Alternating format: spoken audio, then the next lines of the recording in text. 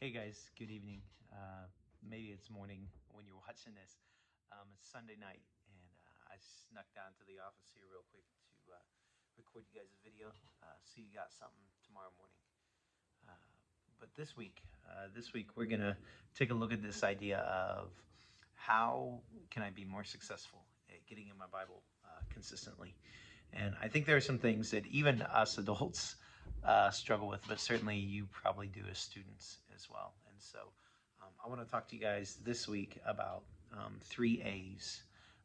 Three A's, things that maybe if we could wrap our minds around, might help us be a little more consistent in our scriptures.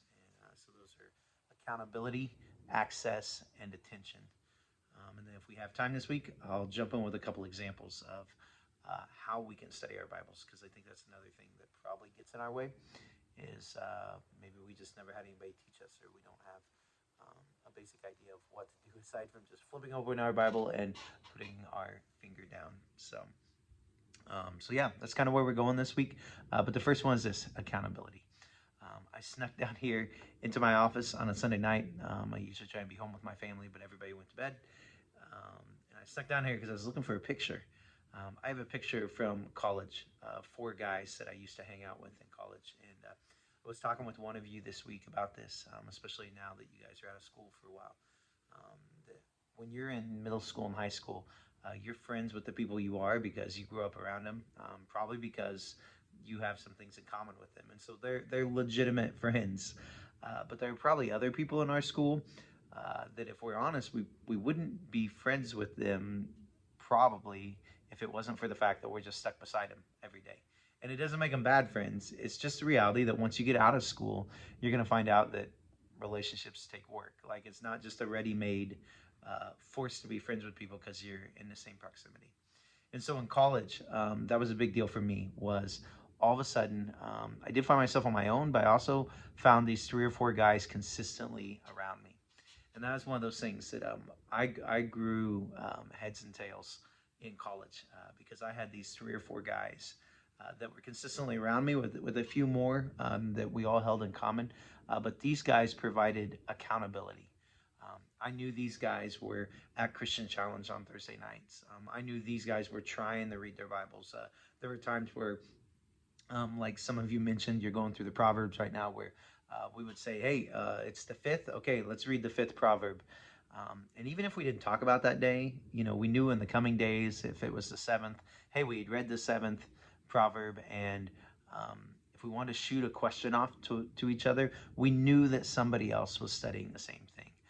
But the other thing was, like, we weren't unwilling to call each other out or be like, hey, man, I'm not doing great at this. Are you doing great at this? Like, how can we do this? And so all that to say, I think one of the reasons we struggle to consistently get into Scripture and be learning from it is accountability. And it doesn't have to be somebody holding your face to the fire. It might just be knowing somebody else is doing it at the same time.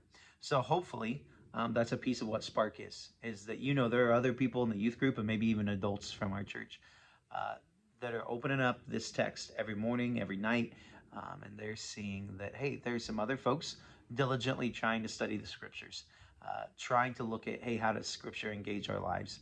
And even if it's just a little bit at a time, that little bit of accountability, knowing other people are in on it as well, is pretty awesome. Lastly, I want to read for you out of Ecclesiastes. It's chapter 3, verses 9 through 12, I believe.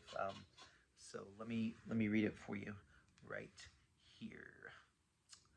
It is. Here we go. Two are better than one because they have a good reward for their toil. For if they fall, one will lift up his fellow. But woe to him who is alone when he falls and has no other to pick him up. Again, if two lie together, they keep warm, but how can just one keep warm alone? And though a man might prevail against one who is alone, two will withstand him. A threefold cord is not quickly broken.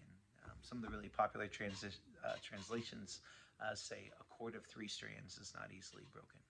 So we read there in Ecclesiastes, it's a short, little pithy, little paragraph of its own in most translations.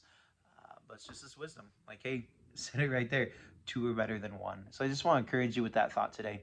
And we got a couple of journal prompts at the bottom here we want you to think about. Love you guys. Thinking of you. I know you're back to school. for the first time today, and it's going to be challenging, but no time like the present to already put this in practice. Don't be afraid to reach out to me or one of your friends. Let them know you're thinking of them and you're in the same boat with them. We'll see you guys tomorrow.